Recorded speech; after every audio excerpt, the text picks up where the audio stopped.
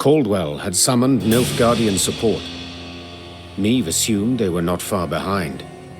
Yet in the unforgiving terrain, a full Nilfgaardian division could not hope to close the gap. Small detachments, however, light cavalry or footmen, could very well do just that. So when black-clad men emerged from the mist, the Queen was not surprised.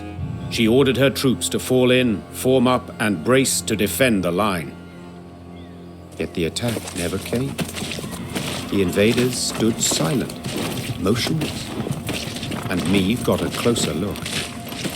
They were slouched, ashen-faced, unsure of step, and covered in sores. Isgith had treated them as cruelly as any. Teetering in his saddle, the commander broke formation. He rode forth and addressed the Queen in fluent common tongue. Half my men are wounded, the others sick. Your force does not fare much better. True, yet we outnumber you soundly. Indeed. If it comes to combat, you are certain to win. But in this damp swamp, all wounds fester. Flesh is quick to rot. You will lose many more apart from those who fall. What do you mean precisely? Asked the Queen, her eyes narrowing, her head tilted to the side. We should part ways in peace. There's a war on, there'll be another chance to fight. Perhaps even face one another. But not here. And not like this. Suddenly unsure, the Queen weighed the officer's words. Their logic was sound, though they could also prove a ruse. Your Grace, Xavier's voice came from behind Meve's back. we can't let them pass. They've done only harm, and they'll not stop and go home.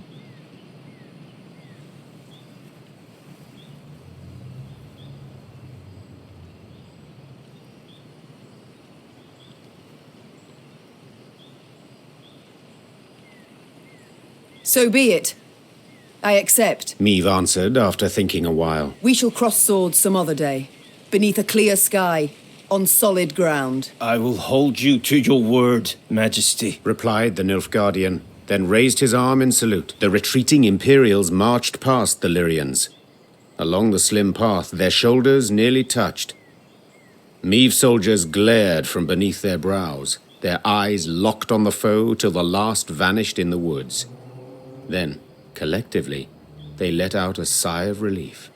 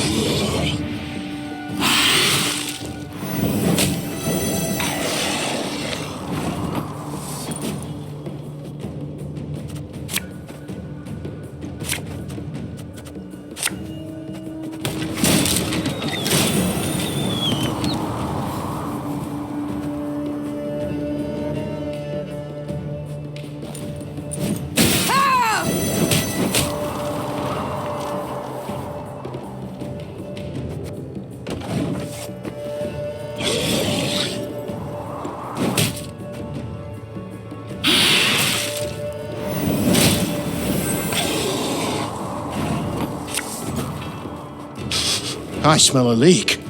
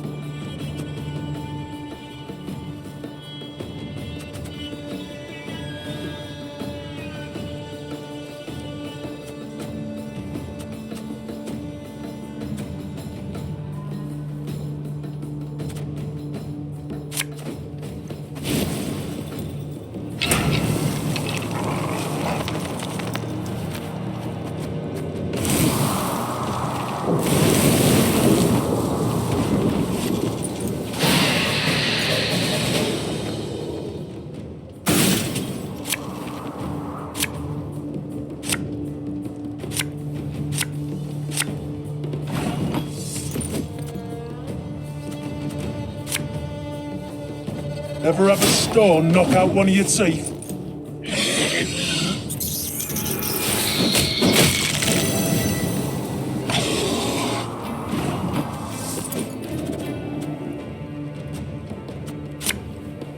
The chase is on!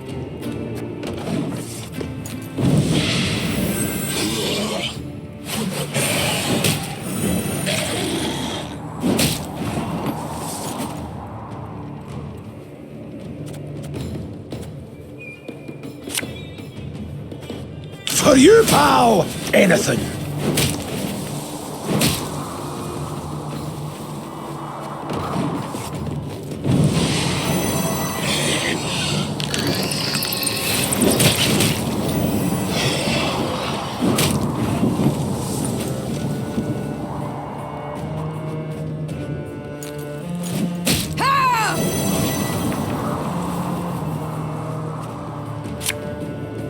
Have it the white of an eye from half a league away.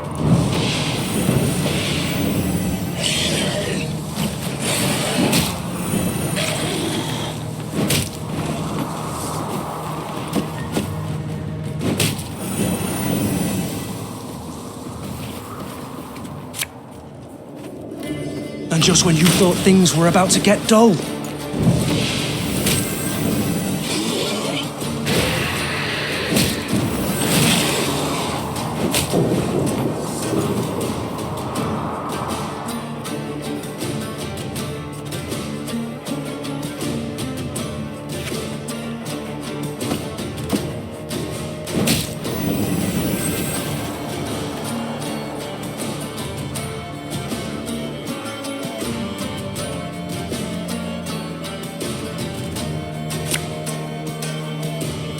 My pain serves a purpose.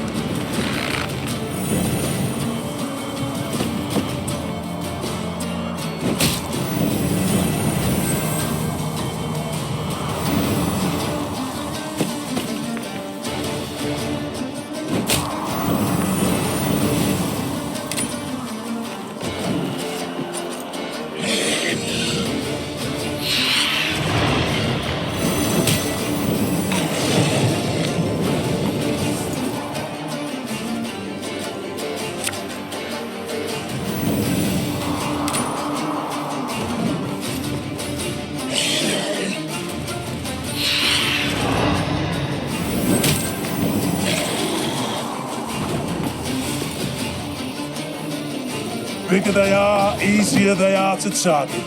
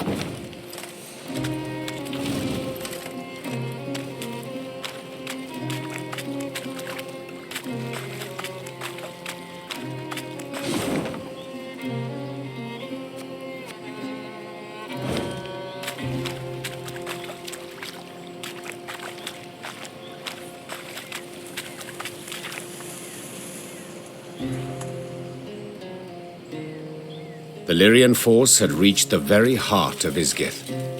From every branch, vine, and shrub hung leeches and ticks by the dozen.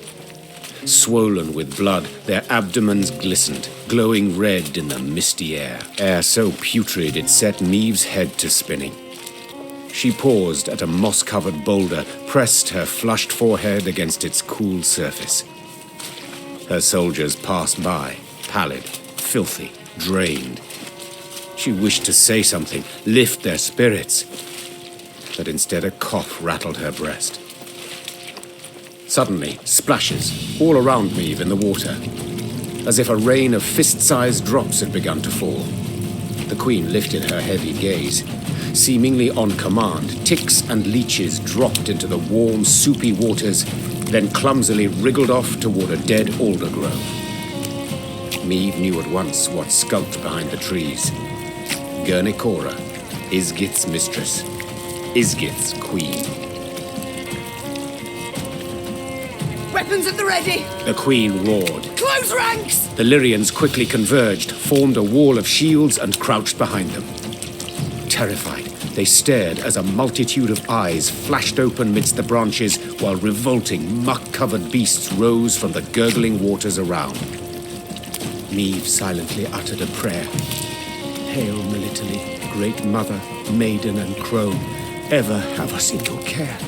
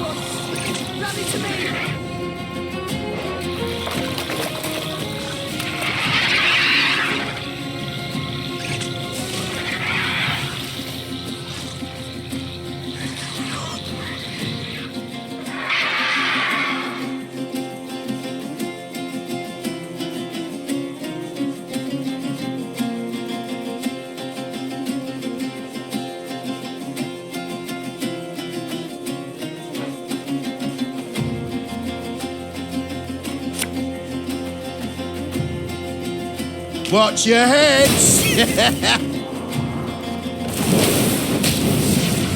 Majesty! These parasites, they feed on her blood!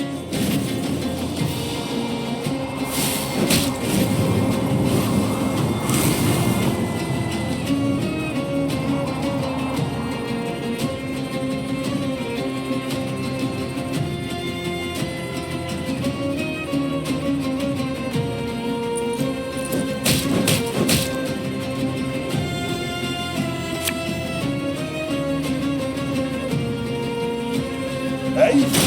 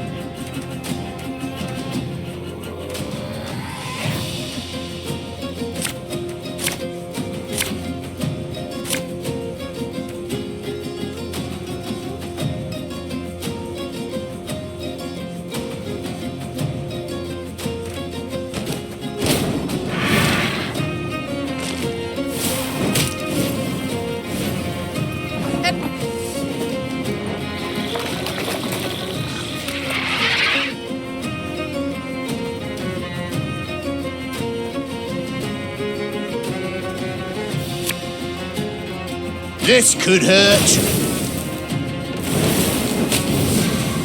Majesty! These parasites, they feed on her blood!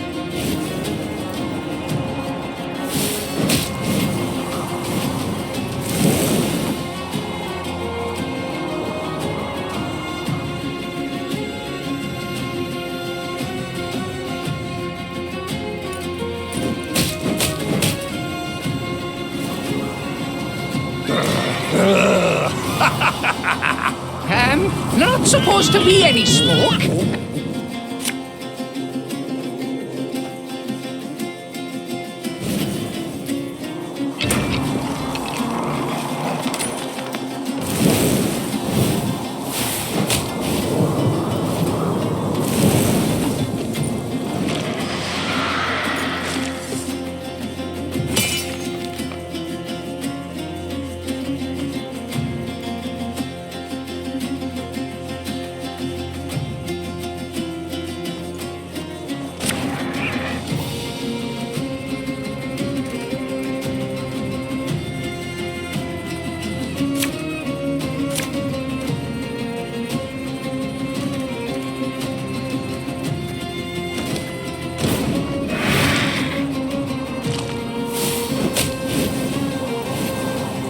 Everyone, rally to me!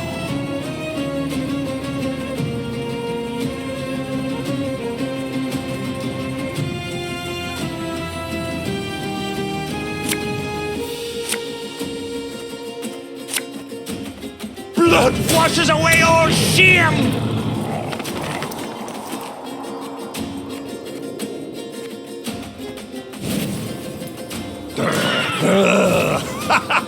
Fear not. We shall achieve our goal. Majesty! These parasites, they feed on her blood!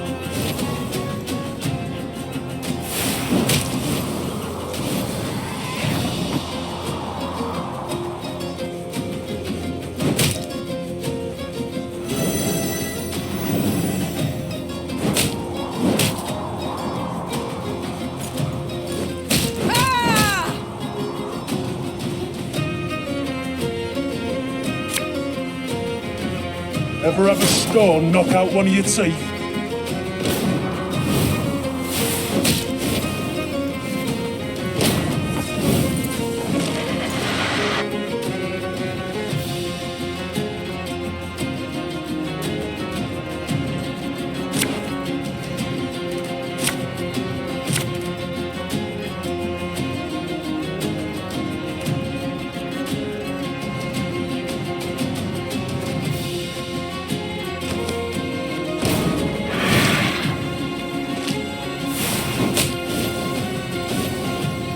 Everyone, rally to me!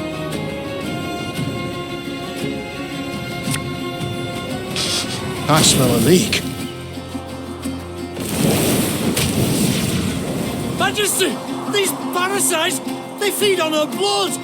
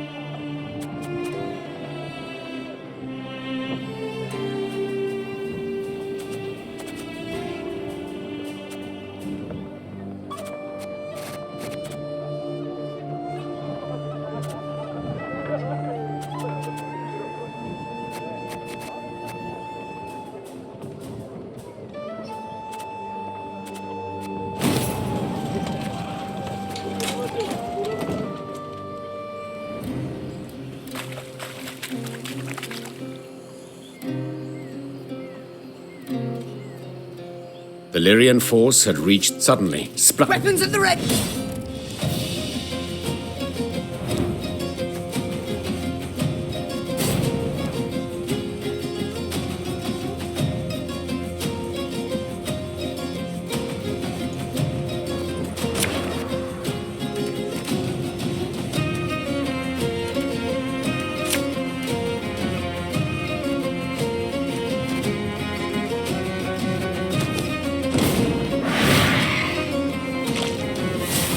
Everyone, rally to me!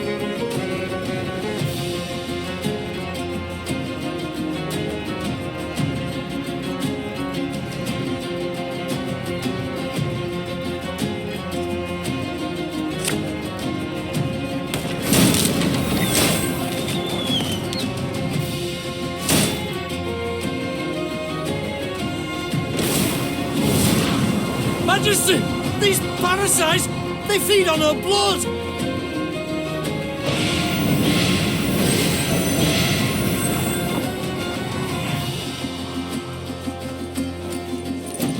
Ah!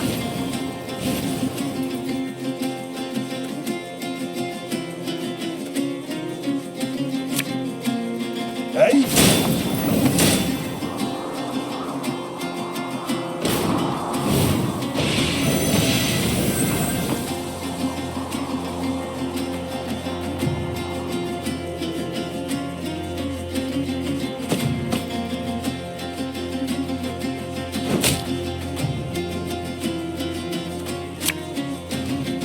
Ever have a stone knock out one of your teeth?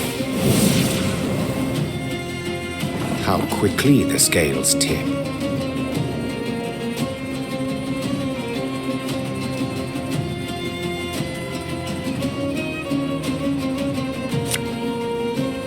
I've hit the white of an eye from half a league away.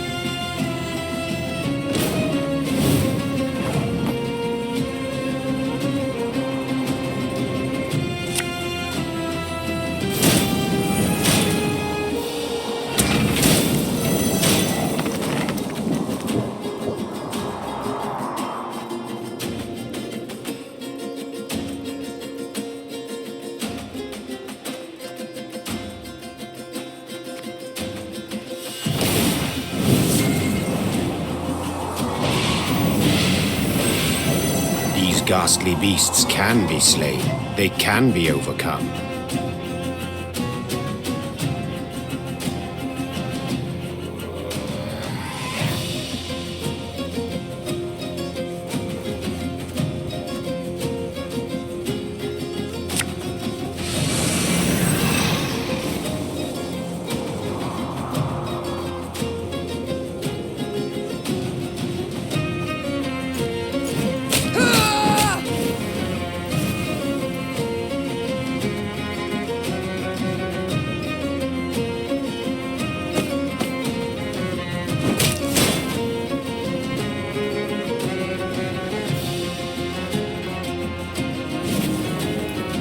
Bigger they are, easier they are to target.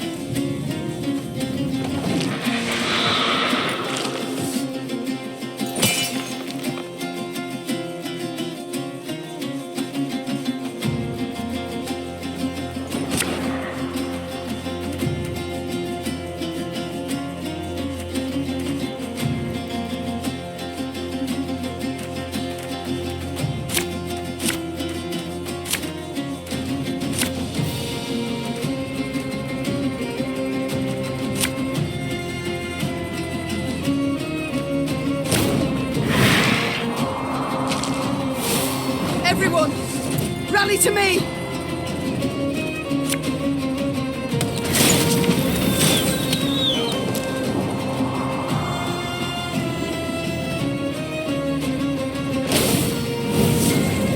Majesty! These parasites, they feed on her blood!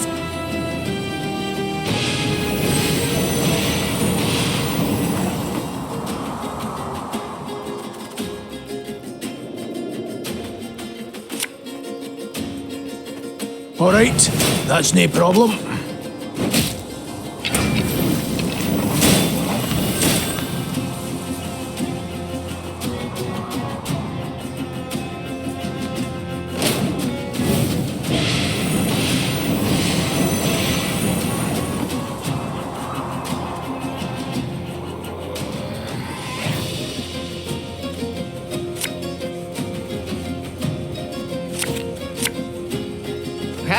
Not supposed to be any smoke.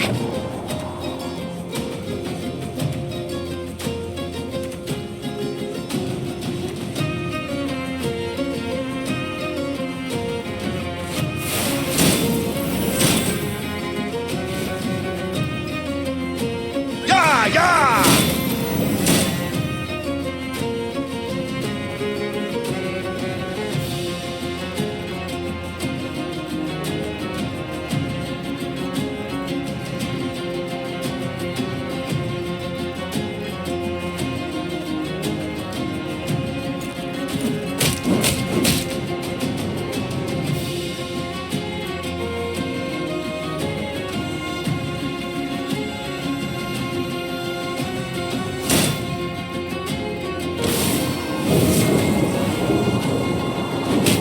How quickly the scales tip.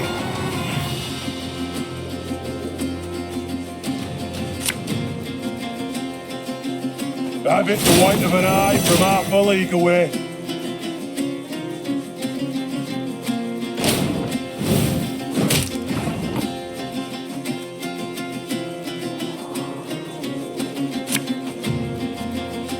Bigger they are, easier they are to target.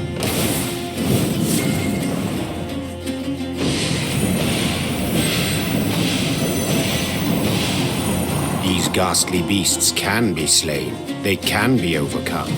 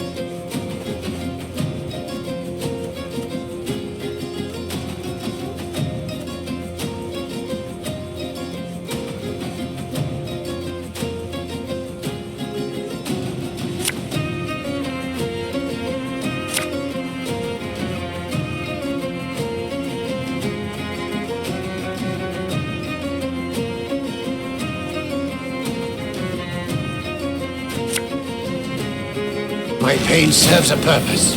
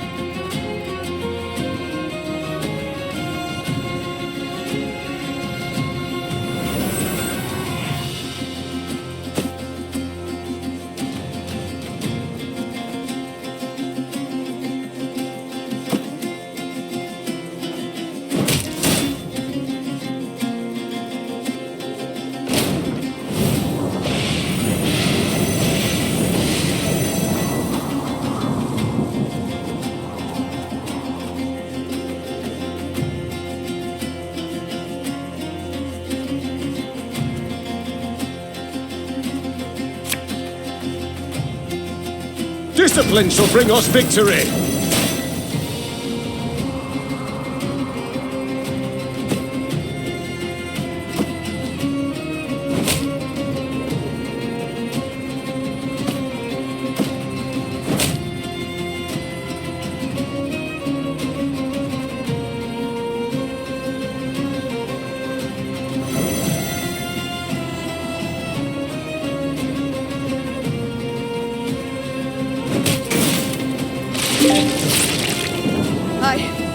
I believe it's dead. Of the battle in Isgith, Meve remembered very little. It seemed a nightmare, its details a haze, the sensations very real. Midst a thick fog, she fought in a frenzy, desperately hacking at the scourge that advanced from all sides. In the end, silence fell over the swamp. Its boiling waters lay calmed. The ticks and leeches were gone, while Guernicora lay among rotting leaves, covered in blood, unmoving. But still a fearsome sight. Burn the corpse, Rasped the queen. and we move on. The soldier's eyes darted about in a series of silent glances. It took Meve a moment to realize the difficulty. They still feared it. Though the monster's lifeless body lay on the ground, they dared not go near. Were she to repeat the order, they would carry it out. Yet she did not wish to force that on them. Swallowing her own revulsion, she walked up to Guernicora's corpse and set it alight. The air soon filled with the suffocating stench of burning hair and flesh. Sparks belched out as melting fat fell on flame. Until finally, nothing was left of the bloody mistress but scorched bone. The Lyrians resumed their march towards the banks of the Yaruga. They forced their weary legs to maintain a swift pace and stole no second glance at what they'd left behind.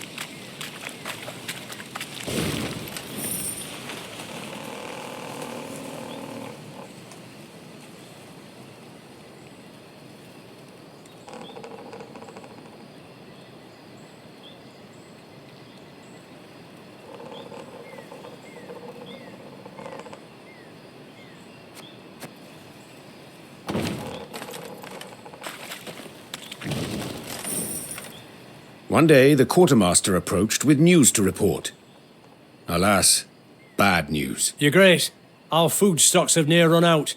And about villages, folk have naught to spare, not even to trade. The Queen dispatched small groups of scouts. They were to scour the countryside for hunting camps, beekeepers, charcoal burners, any souls willing to trade food for coin or goods. The first scouts came back around dusk. The last 3 detachments returned not at all. At first, Meve suspected they'd fallen prey to monsters, the beastly or Nilfgaardian kind. Later, she learned the men had left naught of their belongings behind. She'd been soft-hearted toward deserters. This lot decided they too would give it a try. That night, Meve lay still but sleepless. Beneath thin covers, she was cold, hungry, irate.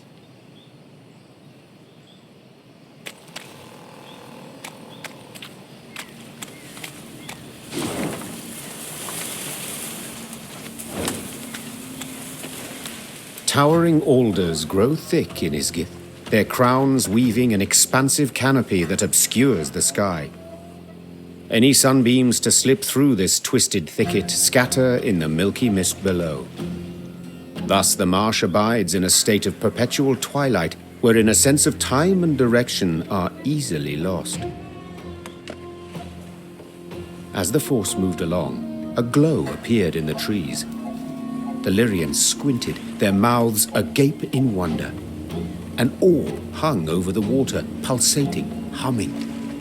It circled the soldiers, darted off a distance, then hovered as if waiting. A will-o'-the-wisp, that is. Whispered one of the footmen. Believe it's keen to show us something.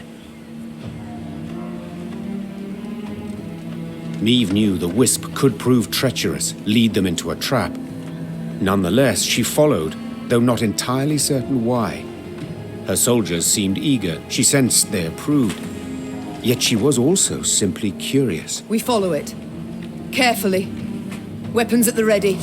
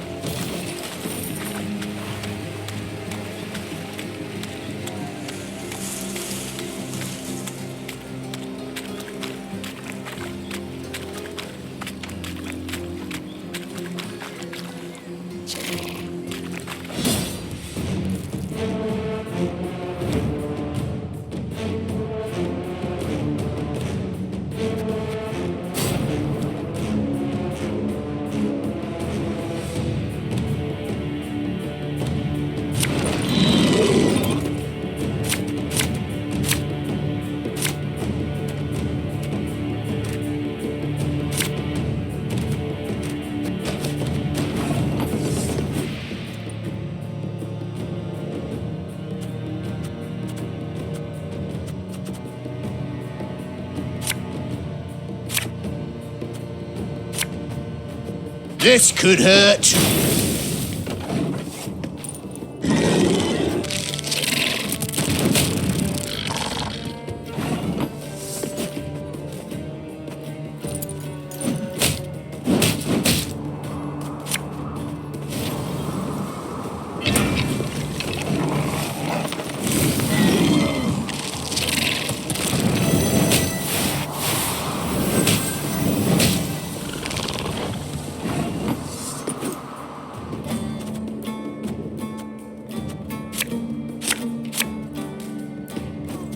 Bigger they are, easier they are to target.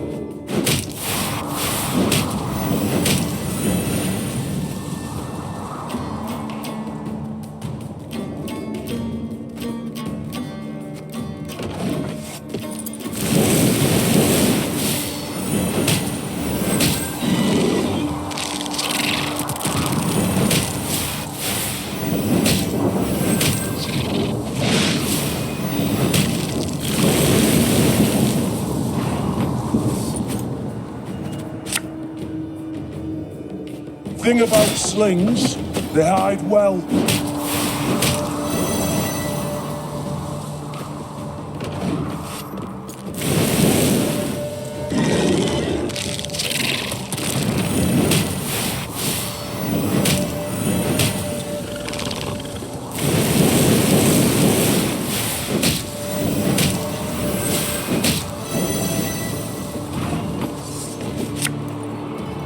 All right, that's no problem.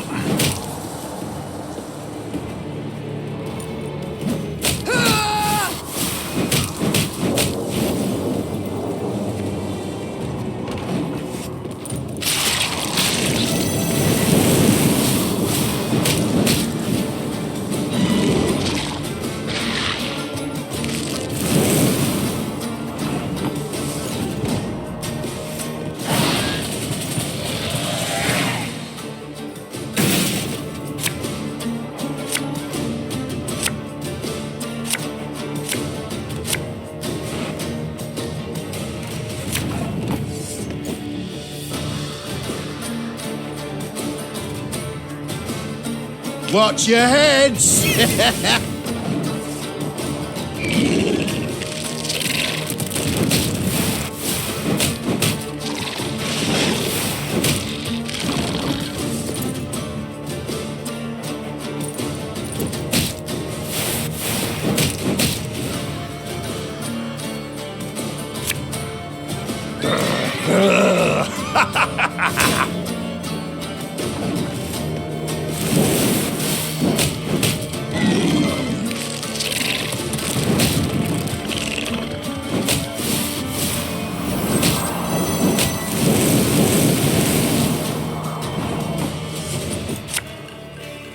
Hey?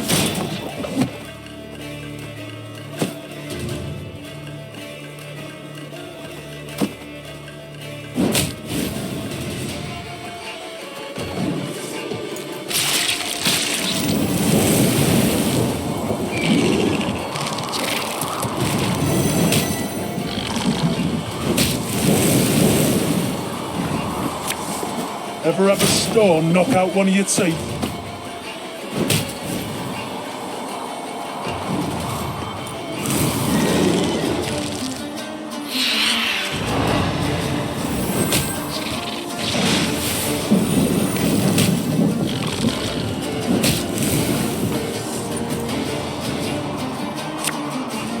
I've hit the white of an eye from half a league away.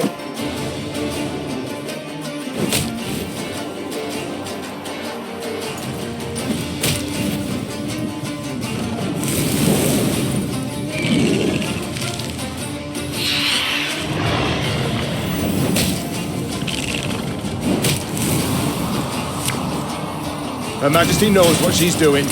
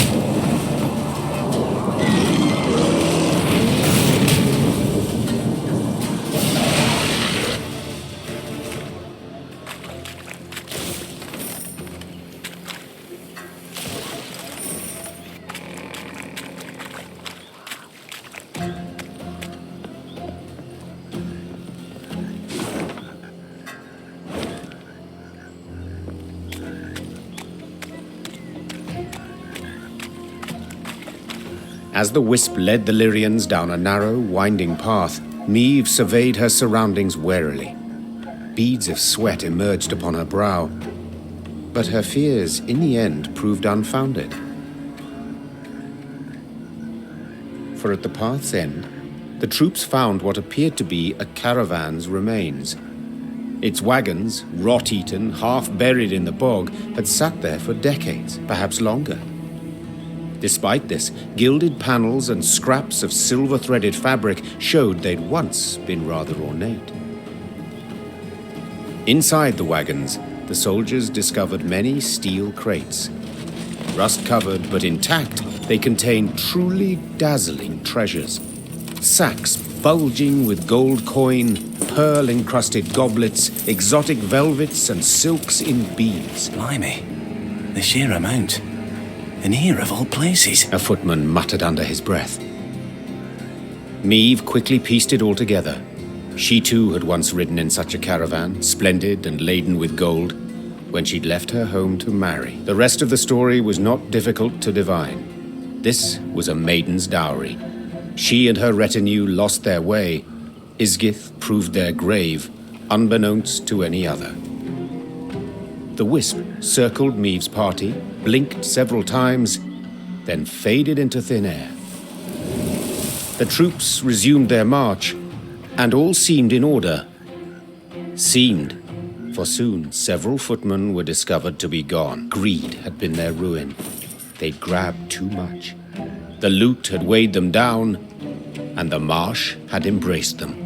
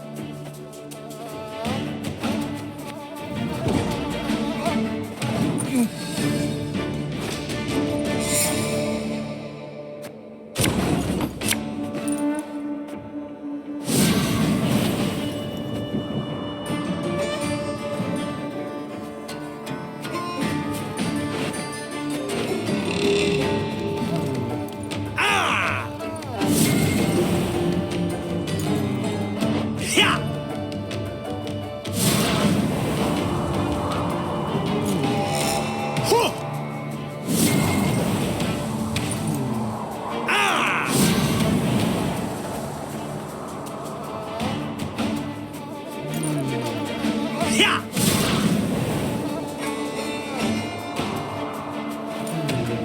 Ah!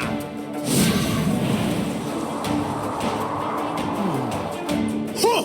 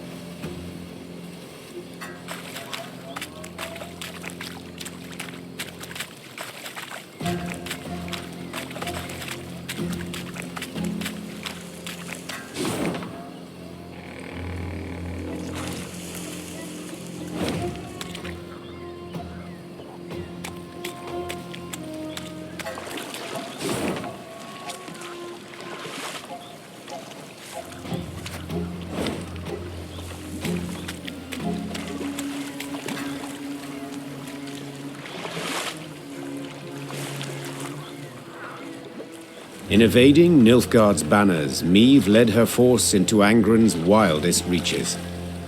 The foe could not attack the Lyrians there, yet hazards of another sort befell them. One day they reached a quagmire too vast and deep to ford. So the Queen summoned her engineer, Xavier, and called on him to build a makeshift bridge. By nightfall, he had drawn up plans. We shall start by laying abutments, then drive piles into the mire. The depth? We dropped plumb lines. 4 L's. Confused by the plans, Meve did not see as Xavier slipped a line off his shoulder. By the time she felt it on her throat, she feared it might be too late. I long awaited this moment, when we would be alone. You die now, Majesty, and with you dies Lyria's, the whole North's will to resist. Hail, Ketzer, hail! What died was the Nilfgaardian rallying cry in Xavier's throat. At the last instant, Gascon and Reynard rushed in to save the warrior queen, and thus proved their loyalty beyond any doubt. Your Grace! Your Grace! There was no answer, but Reynard could hear her breathe. Meve would live. It was several hours later when Meve finally came to. She opened her eyes, then Gascon and Reynard helped her to her feet. Careful, Your Majesty. I should have been more careful earlier. Damn it. If you two hadn't... No need for words. You needn't mention it. I couldn't disagree more. We're due for a long conversation. First of all, I owe you thanks. Second, my trust in you both has been heavily tarnished. I believe that goes without saying. Yet today you proved beyond all doubt that I can rely on you. So I thank you. To serve under your banner, Majesty, 'tis an honor. Likely I'd have put it differently, but Reynard seems to have the right idea. Very well. We've reassured ourselves of admiration for one another enough. We've matters to which we must attend. I trust as I lay there dead to the world, you did not sit about with your thumbs up your bums. Have you at least learned why Xavier betrayed us, sided with the Empire? In a manner of speaking, yes. Your Grace, the rogue who lunged at you, in truth, was one Gwalter ep Luinoch, a Nilfgaardian spy.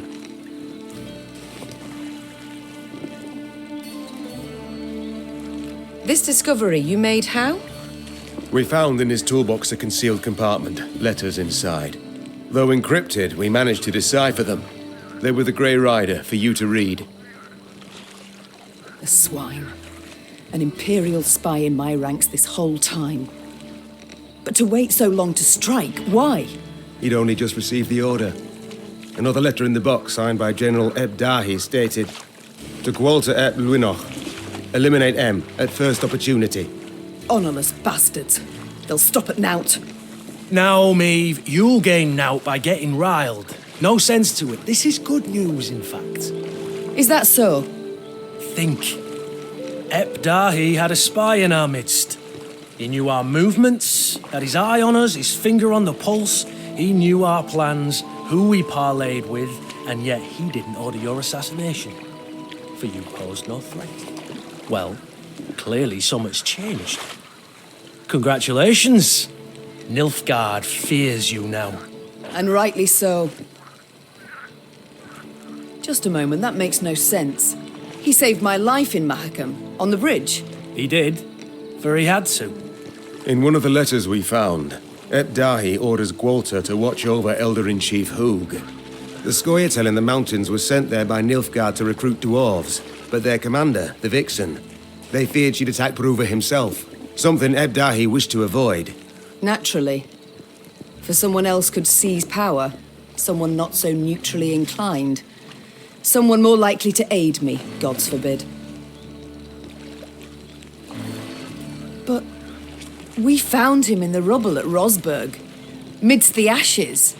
Precisely what placed him beyond suspicion. We suspect Gwalter enlisted with the Edanians some years past, infiltrated that army. He had a hand in Rosberg's defense. Then, when the time was right, he lent that same hand to its demise. Caused an explosion that tore a hole through its walls. It worked, but at a price. He suffered severe burns. If not for our medics, he'd have... Stop. So it was not elves who brought about the fort's fall as he claimed? A filthy lie to stoke the fires of racial hatred, to stir conflict and chaos and rage that would make the realm of Edirn waver and fall. If we're to judge by Rayla's actions, he was rather successful.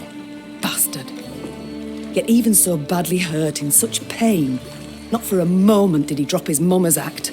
I've heard much of Nilfgaardian spies, Your Grace. They're trained from childhood, face constant indoctrination. They do anything for the Emperor, anything and everything. As soon as Gwalter spotted a chance to join our ranks, to be at your side, he took it, exploited it ably. To be brief, I've traitors all about me. Your Grace, you resent our actions, I understand, but... You, Willem, the Cad Caldwell, Gascon, Gabor, finally Xavier. Tell me how. How am I to trust anyone? You can't. Amongst all the realms in the north, you're Nilfgaard's sole rival. One remaining threat. All other rulers either soundly defeated and enchained, or tails tween their legs, they've donned Nilfgaard's leash. The Black-Clads will do all to destroy you, if not upon the field, then in secret, with an assassin and a quick, sharp blade. What's left? Prayer. Melitele too is sure to turn and take Nilfgaardian gold sooner or later. Ugh. We've talked enough. We must form up. Move on. Majesty, you ought to rest. Your stand swaying. Your step can't be too sure. Only my horse needs step true. Maeve, you've just about had the life choked out of you. No time to play the hero. I'm not Gascon. Quite the opposite, actually. These damn swamps, they terrify me. I wish to get the hell out and never, ever look back. The Aruga lies near. I sent scouts ahead. They've secured a barge. We can sail to Red Lobington. Splendid. Sound the horns. We march.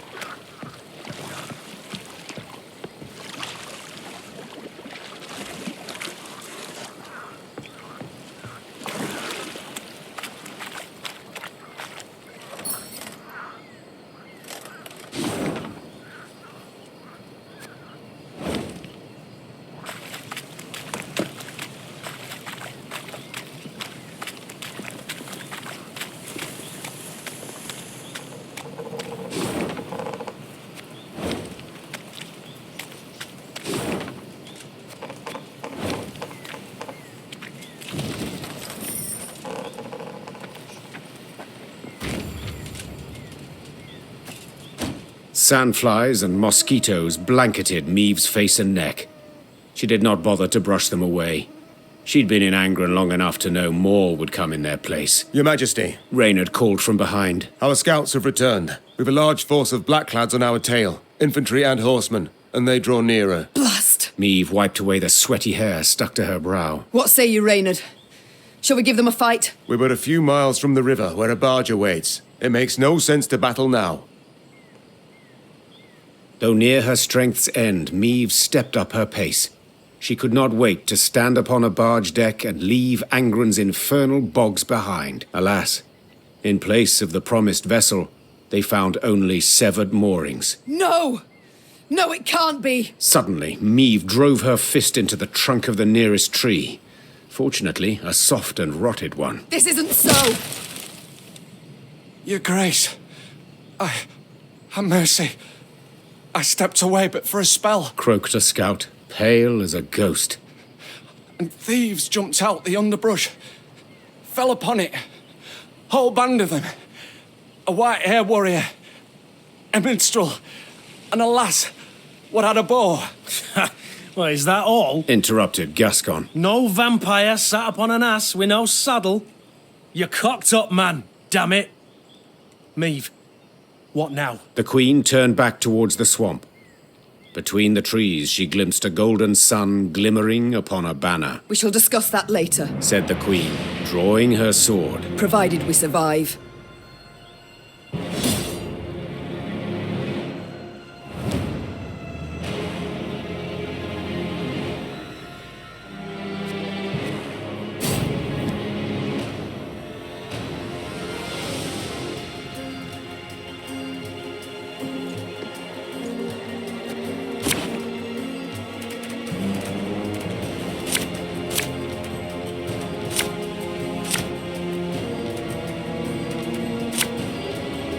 Everyone, rally to me!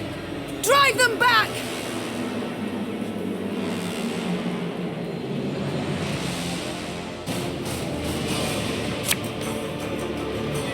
Watch your heads!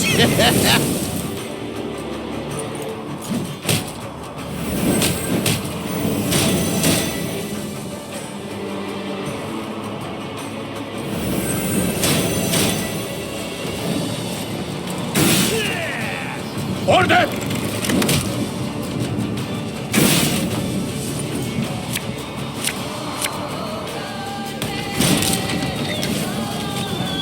Bigger they are, easier they are to target.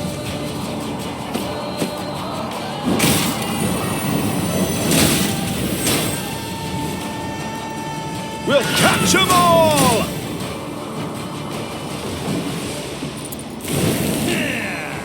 ¡Eh, gloire!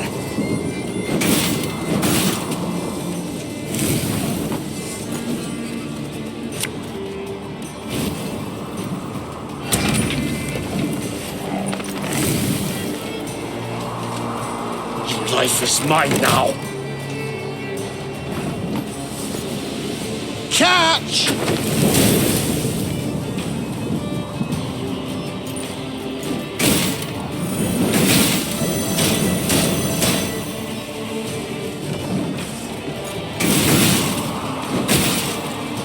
To thee, gloire!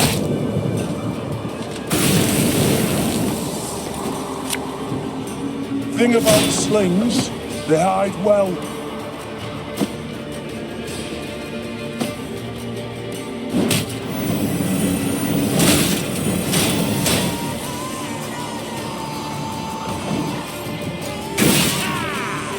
Wise choice.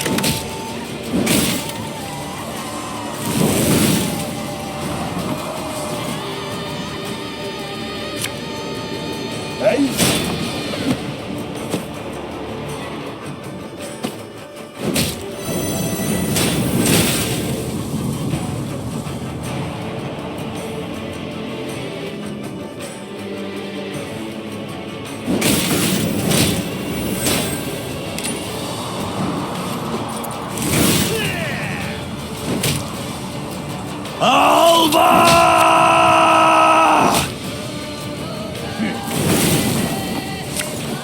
Ever have a storm knock out one of your teeth?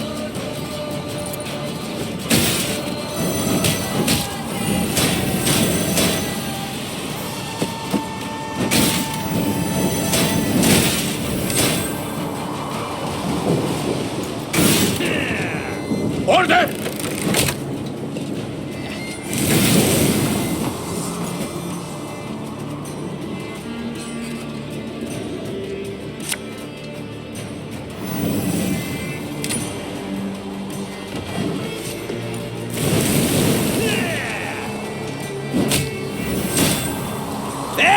gloire!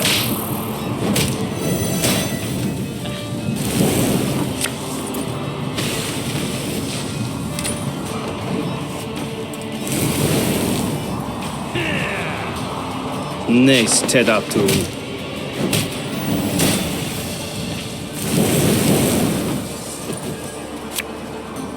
Quick and painful this'll be.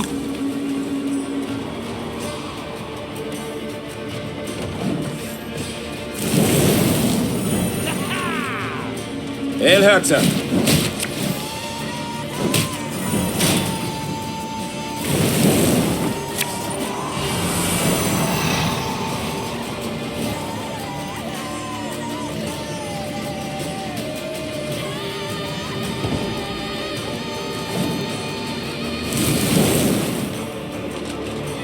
Yes.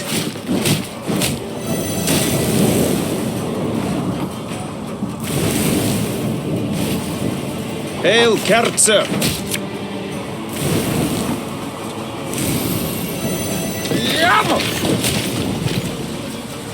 Your Grace, that was but their vanguard.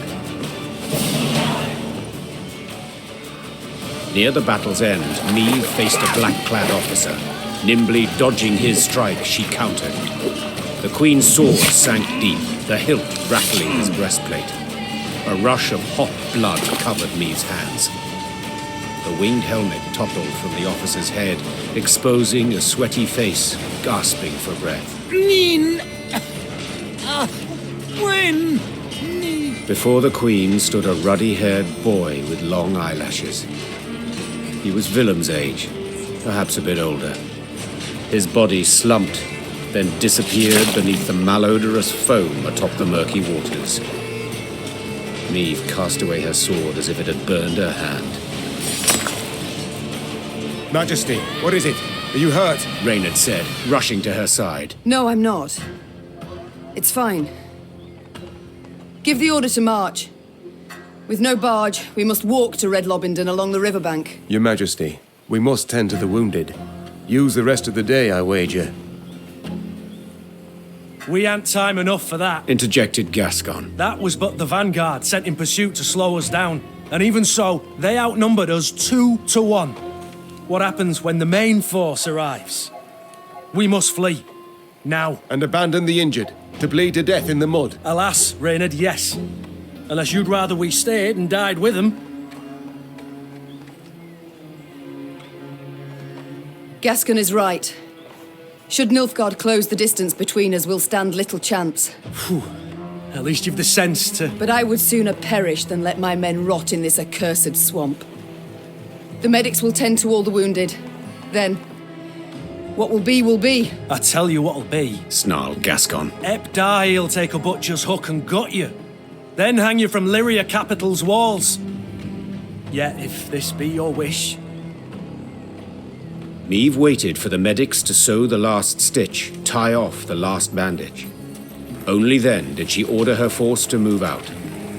At the column's end, upon stretchers, lay those without the strength to walk, consumed by fever, dazed or unconscious, dying. Fatigued and laden with the wounded, the Lyrians moved slow as molasses. Soon Nilfgaard's forward elements had caught up. The Blackclads nipped at the Lyrians' tail with arrow volleys from the cover of trees and occasional forays by cavalry. They were in no hurry. They could torment their foes, weaken their spirit before the final clash.